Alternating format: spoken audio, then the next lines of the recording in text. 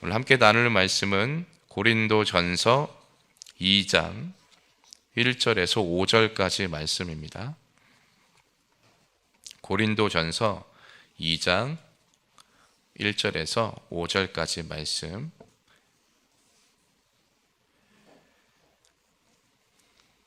우리 함께 봉독하시겠습니다. 형제들아, 내가 너희에게 나아가 하나님의 증거를 전할 때 말과 지혜의 아름다운 것으로 아니하였나니 내가 너희 중에서 예수 그리스도와 그가 십자가에 못 박히신 것 외에는 아무것도 알지 아니하기로 작정하였음이라. 내가 너희 가운데 거할 때 약하고 두려워하고 심히 떨었노라. 내 말과 내 전도함이 설득력 있는 지혜의 말로 하지 아니하고 다만 성령의 나타나심과 능력으로 하여 너희 믿음이 사람의 지혜에 있지 아니하고 다만 하나님의 능력에 있게 하려 하였노라. 아멘. 오늘 고린도전서 2장 1절에서 5절 말씀을 가지고 예수 그리스도와 십자가라는 제목으로 함께 말씀 나누겠습니다. 세상을 살다 보면 답답함을 당할 때가 많습니다. 언제 제일 답답할까 생각해 보면 억울함을 당할 때도 많겠죠. 억울한 일, 그럴 때, 또한 일이 뭔가 잘 풀려지지 않을 때, 그럴 때도 있는데, 근데 제일 답답한 건 말이 통하지 않을 때인 것 같아요. 무슨 말을 해도 도무지 내 말이 들려지지 않는 것 같고, 더 영 다른 얘기를 하는 것 같아. 특별히 또 가정 안에서도 그렇잖아요. 우리 부모 자식 간에도 그렇죠. 아이가 아무리 얘기를 해도 부모가 그 아이의 소리를 제대로 듣는 경우가 많지 않는 것 같습니다.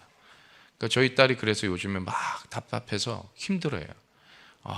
자기가 말하는 건 잘 들어주지 않는 것 같아요. 그런데 또 부모는 부모 입장에서 또 아이를 향해 또 그 말이 뭔가가 좀 다르게 해석이 되는 것, 이런 것들을 보면 말이라는 게 서로 통해야지 그 공동체 함께하는 것이 가능하게 되는 거죠.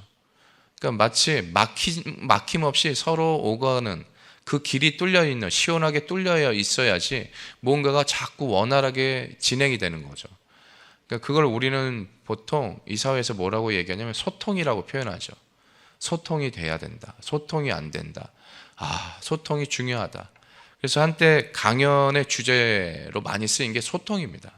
부모와 자식 간의 소통, 직장의 상사와 부하 간의 또 소통, 또 우리 교회 안에서는 또 목회자와 성도 간의 소통. 그러니까 소통이라는 게 서로 주거니 받거니가 되는 거예요. 일방적으로만 주는 것이 아니라 서로 주었다가 받기도 하고, 그 모든 것이 소통의 과정 속에 있는 거죠. 근데 요즘에는 그냥 막연하게 소통을 이야기하기보다는 좀 더 세밀한 소통을 사람들이 요구한다고 그래요. 그래서 일명 마이크로 스피치라고 또 표현하더라고요. 그런 강연들을 이제 하는 경우들이 있습니다. 즉 뭐냐면 어떤 상황들에 대해서 구체적인 상황들을 제시하고 그 상황에 맞는 대화 내용들을 던져주는 거죠. 그래서 그것에 따라서 한번 실천해보고 적용해보라고. 그러니까 뭔가가 좀 더 구체성을 갖고 그냥 막연하게 그래 소통인 거 다 알아. 근데 어떻게 하라는 거야? 라는 그런 의미의 사람들의 요구가 이제는 많은 갈급함이 더 차지하는 게 사실인 것 같습니다. 저 또한도 그런 부분이 없지 않아 있습니다. 특별히 설교자로 쓰기 때문에 또한 성도들을 또 기도로 양육하기도 하지만 말씀으로 이렇게 강단에서 선포하는 것을 대하기도 하지만 상담을 하는 경우들도 있잖아요. 어떤 말을 어떻게 전해드려야 될까? 그러니까 말 한마디에 천냥빚을 갚는다는데 이 말이라는 게 정말 중요한데 이 말을 어떻게 하면 좋을까 고민할 때가 많습니다. 오늘 이 설교의 자리도 똑같습니다. 이 말씀을 어떻게 말을 전해드려야 될까? 어떤 말을 해야 될까? 그냥 아무 말이나 생각나는 대로 하는 것이 그러면 안 되는 것이니까. 그래서 어떤 말을 하더라도 단어를 하나를 선택하더라도 이런 단어를 전달하는데 어려운 단어보다 조금 더 이해하기 쉬운 단어로, 그런 고민들이 분명하게 존재합니다. 그래서 이 강단에서 술술술술술 이제 말씀을 잘하시는 목사님들 뵈면 저는 한없이 작아질 때가 많습니다. 이 설교 원고를 하지만 저 같은 경우는 원고의 내용을 제대로 전달을 다 담아내지 못할 때가 많거든요. 그래서 전하지 못하고 내려올 때도 많고, 다만 중요한 건 그 원고의 흐름만은 중요하게 이제 가지고 가려고 하는 성향이 좀 크고요. 그래서 될 수 있으면 원고를 잘 보지 않으려고 해요. 그러다 보면 가끔씩 원고를 보잖아요. 그 말이 흐름이 또 끊겨버려요. 그래서 버벅대고 지금 순간 저희가 스스로 이제 암전이 되는 것처럼 깜깜해지는 경우도 많습니다. 그러니까 그만큼 이렇게도 해보고 저렇게도 해보는데 잘 되지 않는 게 말인 것 같아요. 근데 중요한 건 그런 말이라는 게 얼마나 중요하다라고 사람들이 이해를 하고 있잖아요. 그래서 설교하게도 스피치가 있습니다. 설교하게도 말을 이제 어떻게 하면 잘 전달할 수 있을까? 세상에는 그 말을 전하는 또 학문이 존재합니다. 그게 바로 수사학이에요.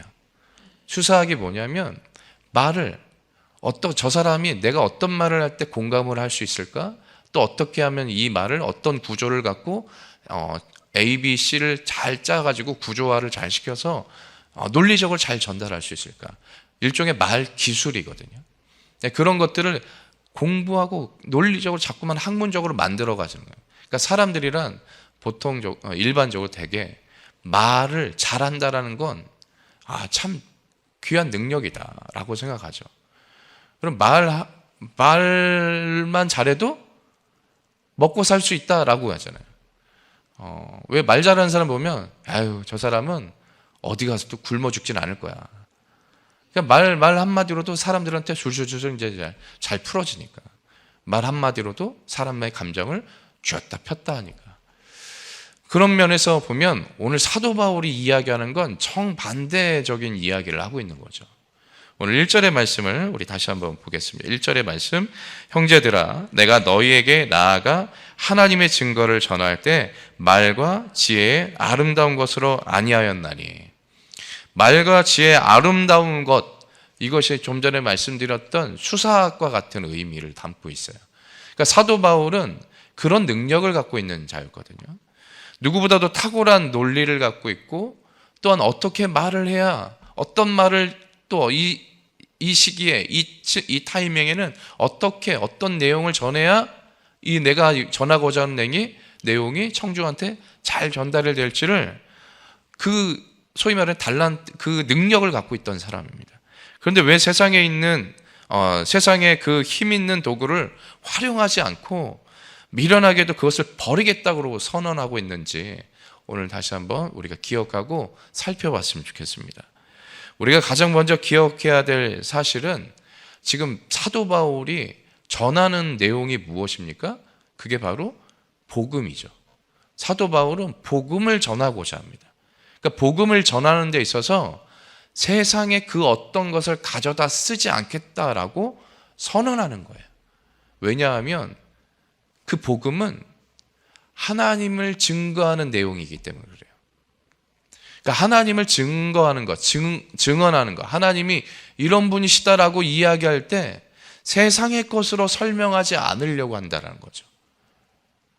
하나님의 것을, 즉 인간의 증거, 인간이 생각한 논리로 하나님을 표현하고 나타내는 게 아니라 하나님이 말씀하신 그 있는 그대로를, 날것 그대로를 전하겠다라는 마음을 먹고 그것을 입술로 선포하고 있는 겁니다.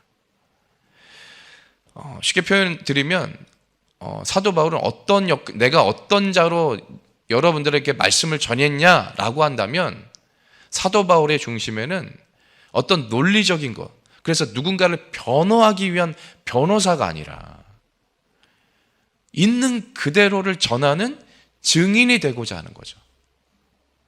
증인과 변호사는 엄연히 다르잖아요. 변호사는 누군가를 변호하기 위해서 가진 논리를 가지고 여러 가지 유리하게 해석하고 사람들에게 그것의 감정을 빼앗기 위해서, 특별히 누구의 감정을? 판사의 감정을 빼앗기 위한 거죠. 그의 생각을 자신의 것으로 빼앗으려고 어떻게든 가진 수단을 다 쓰잖아요. 근데 증인은 어떻습니까? 거기에 더하거나 빼는 것이 없습니다. 있는 그대로 이야기하는 거예요. 사도 바울은 자신이 증인으로서 복음을 전하겠다라는 겁니다. 그 결과 복음의 능력을 통해 고린도 교회를 통해 많은 사람들이 복음을 듣고 회심하게 됐고 또 공동체를 이루게 됐죠. 그런데 사도 바울이 떠난 뒤에 교회가 분열이 일어나기 시작했다는 소식을 접하게 돼요. 그게 이제 1장을 통해서부터 시작되는 내용인데 1장에 시작됐던 내용이 뭡니까? 어떤 사람은 바울파, 어떤 사람은 아볼로파, 어떤 사람은 게바파, 베드로파, 그러니까 예수파, 예수 그리스도, 예수님파 이렇게 파당을 지었다라는 거냐. 여러분 파당을 지었다라는 건 뭘까요? 사람을 따른다는 겁니다. 누군가를 의지하고 누군가를 향해 마음을 두고 있다는 거죠. 저 사람보다는 이 사람이 맞아라고 이야기하는 거. 소위 말하는 라인이에요. 줄을 선다는 거죠. 그러니까 그 사람 뒤에 줄을 쫙 서는 겁니다. 근데 중요한 건 교회는 누군가의 그 이름에 의해서 세워진 것이 아니라 하나님의 아들 예수 그리스도의 피값으로 세워진 줄 믿습니다. 그것이 복음이고 그것만이 존재해야 되는 것이죠. 바울은 그걸 이야기하는 겁니다. 내가 정말 많은 걸 배웠던 사람입니다. 여러 가지를 알고 있고요. 그래서 누구보다도 논리적으로 여러분들한테 잘 그걸 말할 수 있어요. 그런데 내가 여러분한테 그렇게 하지 않았습니다. 왜냐하면 그것이 결코 도움이 되지 않아요. 여러분들에게도 그렇지만 하나님을 향해서도 그렇습니다. 오늘 우리에게도 하나님의 선하시고 온전한 뜻 가운데 서게 되실 때 있는 그대로 내게 주어진, 내게 허락하신 그 은혜 안에 살아내는 모든 여정이 되기를 주님의 축원드립니다. 바울이 처음부터 그렇게 가졌던 것이 아니라 시행착오를 겪었던 부분들이 있죠. 왜냐하면 이 고린도에 오기 전에 아테네 아레오바고라는 광장에서 논증을 펼쳤던 게 있습니다. 정말 있는 힘을 다해서 논리를 다 논리적으로 이야기를 했더니 돌아오는 반응이 무엇입니까? 저 신박한 논리를 갖고 사람들을 미혹한다고. 그러니까 일종의 또 다른 이성의 밝은 사람으로 그냥 하나의 지식적인 어떤 또 다른 한 부류로서 치부를 받게 되는 거예요. 그래서 마치 어떤 거냐면 왜 우리가 서로 누군가가 화를 냈을 때 서로 대화하다가 갑자기 화를 내면 누군가가 말이 통하지 않을 때 화를 버럭 지르잖아요. 그러면 화를 내면 우리 어떻게 해요? 같이 소리를 버럭 지르는 사람이 있죠. 잘못한 게 없는데 억울한 게 당했다고 내가 똑같이 돌려줬을 때 그럼 그 억울함 속에 뭐가 남아요? 남는 게 없어요. 둘이 똑같아지는 거죠. 그러니까 내가 아무리 잘못한 게 없어도 그 사람과 똑같이 대응을 하면 결국 똑같은 사람이 되는 거죠. 그러니까 그 사람들이 논리적이면 나도 논리적으로 할 거야. 그 사람들이 뭔가를 제시하면 나도 이걸 내놓을 거야. 주거니 받거니 이런 경쟁의 싸움, 즉 서로 뭔가를 경쟁하고 싸움하는 시간으로 변질되어 버리는 거죠. 복음은 경쟁의 대상이 아닙니다. 세상의 그 어떤 학문과 견줄 만한 복음의 논리가 아니에요. 비교될 수 없는 하나님의 말씀, 그걸 일종의 세상의 것과 같이 나란히 두게 되는 이게 반전이 일어나게 되는 거죠. 부작용이 생겨나게 되는 겁니다. 그러니까 우리가 뭔가를 자꾸만 드러내려고 할 때 그것이 오히려 하나님이 아닌 세상의 것이 더 도드라져 보이는, 돋보이게 되는, 그로 인해 하나님은 가리워지게 되는, 오늘 우리가 그런 시행착오를 겪지 않게 되기를 축복합니다. 그래서 그런 일들을 겪다 보니 결국 하나님의 복음은 내가 갖고 있는 것으로 아무리 한다고 해서 드러날 수 있는 것이 아니구나. 하나님은 하나님의 주신 것으로 하나님의 뜻을 나타내는 것밖에 없구나. 그래서 그것을 있는 그대로, 날 것 그대로, 거칠지만 어떻게 표현할 수 있는 게 너무 미약하지만 그래도 그렇게 전하는 것이 이것이 최고다, 최선이다 라고 생각하고 그렇게 전하기를 작정하는 겁니다. 그렇다면 바울이 목숨 걸고 전하려고 했던 그 복음의 진짜 내용이 무엇입니까? 2절의 말씀입니다. 내가 너희 중에서 예수 그리스도와 그가 십자가에 못 박히신 것 외에는 아무것도 알지 아니하기로 작정하였음이라. 무엇을 작정해요? 예수 그리스도가 십자가에 못 박힌 것 외에는, 그것 외에는 아무것도 알지 않기로 작정했다. 내가 지금까지 많은 것을 가지고 붙잡고 씨름하며 살아왔지만 이건 아무것도 아니야. 내가 붙잡아야 될 것은 예수 그리스도와 십자가라는 거죠. 복음의 메시지가 바로 오직 예수 그리스도, 그가 못 박히신 십자가입니다. 세상이 미련하게 여기는 그 십자가를 바울은 온전히 붙잡기를 선언합니다. 십자가가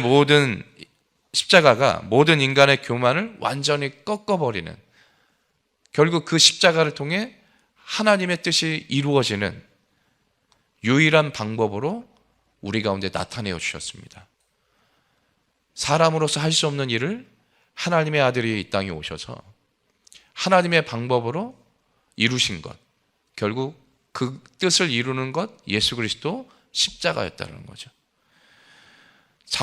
자랑할 것이 넘쳤던 사도 바울의 입장에선 그걸 내어버린다는 것이 얼마나 어려운 일이었을까. 솔직히 짐작은 되지는 않습니다. 바울이 가졌던 것이 무엇입니까? 학벌이 출중했죠. 가문도 출중했습니다. 그리고 지식까지. 이 모든 걸 일컬어 스펙이라고 하잖아요. 모든 걸 다 가졌어요. 그럼에도 불구하고 그걸 버립니다. 어떻게 버렸냐면 빌립보서 상장에 말씀하기를 배설물처럼 버렸다라고 얘기해요. 여기서 말하는 배설물은 식탁에 있는 음식물이 상해서 썩어져서 이제 버려야 돼요. 그 버려야 될 것을 개에게 던져주는 음식물처럼, 그런 것처럼 버렸다라는 거예요. 사람이 먹을 수 없는 것처럼, 먹어서는 안 되는 것처럼, 오직 개들만이. 오늘 우리에게 더하신 하나님의 말씀이 그와 같이 능력으로 오늘 우리 가운데 함께 하시는 줄 믿습니다. 우리가 먹어야 될 것, 우리가 붙잡아야 될 것, 우리 가운데 유익이 되는 것, 우리 가운데 힘이 되는 것이 세상의 것이 아니라 하나님의 것임을 사도 바울은 강조하고 있고, 자기가 그렇게 붙잡고 달려가고 있음을 증언하고 있는 거죠. 그렇게 살아가고 있기에 그것을 증언하고 있는 겁니다. 오늘도 우리 가운데 말씀하시는 이 말씀이 다른 누군가의 말씀이 아니라 나의 말씀이 되어서 내가 그 말씀대로 살아내어질 때 우리가 있는 그대로의 삶을, 하나님이 주신 은혜의 삶을 증언할 수 있게 될 줄 믿습니다. 그것이 무엇입니까? 예수 그리스도 십자가라는 거죠. 그것만 증언하게 되는 것이고 결국 그것을 복음으로 증언하게 된다라는 것이죠. 오늘 우리 가운데도 그 은혜 위에 서는 복이 있기를 주님의 축원드립니다. 그렇다면 이 영광스럽고 거친 복음을 전하기 위해 고린도 청중 앞에 선 사도 바울의 상태가 어떠했는지를 이야기합니다. 3절입니다. 내가 너희 가운데 거할 때 약하고 두려워하며 심히 떨었노라. 약하고 심히 떨었다. 여러분, 사도 바울이 사람들 앞에서 두려워하며 떨었대요. 이게 어떤 두려움이고 어떤 떨림이었을까요? 그저 사람들이 많으니까 이 많은 사람들 앞에서 내가 뭘 어떻게 해야 되지? 이제 뭘 해야 되지? 이런 두려움과 떨림이 아니라 누구보다도 어떤 상황이든 그 처절한 상황 속에서도 어떤 상황에서도 복음을 전하기를 힘썼다라고 하잖아요. 풍부해도 궁핍해도 일체의 비결을 배웠다라고 이야기하는 사도 바울이 사람들 때문에 두렵고 떨었을까요? 사람 때문이 아니라 자기가 전하는 것이 무엇인지를 알고 있기 때문에 그래요. 그러니까 내가 전한다라는 것, 복음을 전한다라는 것이 어떤 것인지를 처절하게 깨닫고 붙잡고 있다라는 겁니다. 그가 어떻게 만났습니까? 다메섹 도상에서 그리스도인들을 핍박하고자, 그들을 잡고 핍박하고자 그 길을 가다가 예수 그리스도를 만나잖아요. 눈이 멀어서 알지 못하는 그 음성을 듣고 인도함을 받고 비로소 눈을 뜨게 되었을 때 그가 누구를 만났는지를 깨닫게 되자 그가 어떤 삶을 살기 시작합니까? 예수 그리스도를 따르는 자로 살기 시작하죠. 오늘 우리가 경험한 하나님, 우리가 체험한 하나님을 통해서 눈을 뜰 수 있게 되기를 축복합니다. 우리가 가는 길이 누군가를 향해 소신껏 살아나는 인생이다 할지라도 그 소신이 복음이 아닌 소신, 내가 가진 소신, 내가 붙잡았던, 내가 갖고 있던, 내가 이루었던, 내가 갖고 있는 모든 것들을 총동원하는 소신이라면 결국 하나님을 핍박하는 자, 예수 그리스도를 핍박하는 자리에 서 있게 되는 겁니다. 오늘 우리가 가진 것이 아니라 내가 갖지 못한 것으로 하나님의 뜻을 전하는 인생 되기를 축복합니다. 그렇기 때문에 두려운 거죠. 떨리는 거죠. 어떻게 전해야 될까? 그래서 그 떨림이 중요합니다.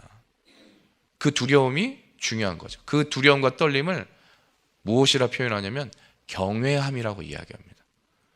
경외함이란 두려움을 담아내고 있고 떨림을 담아내고 있어요. 그냥 존중해서 높여드리는 의미가 아니라 그 안에 이것을 내가 자칫해서 사도 바울의 입장에서 그렇게 마음을 갖고 있는 거죠. 내가 알고 있던 것이 내가 익숙함을 가지고 내가 가지고 있었던 걸 가지고 하나님의 것을 자칫 잘못 설명했다가 그 설명하는 것이 나의 것으로 설명되어졌을 때 하나님의 영광을 가리우지는 않을까? 그것을 드러내기를 혹여라도 그런 실수를 범할까 두려우며 떨며 그들 앞에 섰던 거죠. 그들의 어떠함이 나의 그 어떠함을 작용해서 끄집어내서 그들 앞에 하나님의 것을 가리우는 일들이 일어나지 않도록 두려움을 갖고 떨림을 갖고 섰다라는 겁니다. 오늘 우리가 복음을 전할 때 누군가한테 복음을 전한다는 일이 그와 같은 일이 되어야 된다는 거죠. 그러니까 내가 익숙한 것으로 교회 와봐. 그냥 하나님이 복 주셔. 나 얼마나 은혜 많이 받았는데 내가 은혜 받았던 그 익숙함이 아니라 정말 하나님이 그 영혼을 향해서 어떻게 일하실지를 두렵고 떨리는 마음으로 한마디 한마디를 건넬 수 있게 되기를 축복합니다. 그것이 예수 그리스도고 그것이 십자가가 되어야 하는 거죠. 예수 그리스도가 그 영혼에게 어떻게 전해져야 될지, 십자가가 그 영혼에게 어떻게 전달되어야 될지를 우리가 두렵고 떨리는 마음, 경외하는 마음으로 그것을 붙잡고 기도하며 행할 때 하나님께서 진정한 복음의 능력이 흘러가게 하실 줄 믿습니다. 그 은혜를 따라 오늘도 살아가는 우리 모두가 되시길 주님의 축원드립니다. 저 또한도 오늘 이 자리에 그런 마음으로 섭니다. 그런데 잘 되지 않을 때가 많아요. 처음 설교를 할 때 종종 몇 번 이제 말씀드렸는데 가장 첫 번째 설교를 했던 때가 2009년에 5학년, 6학년 애들 상대로 이 강단에 섰을 때였어요.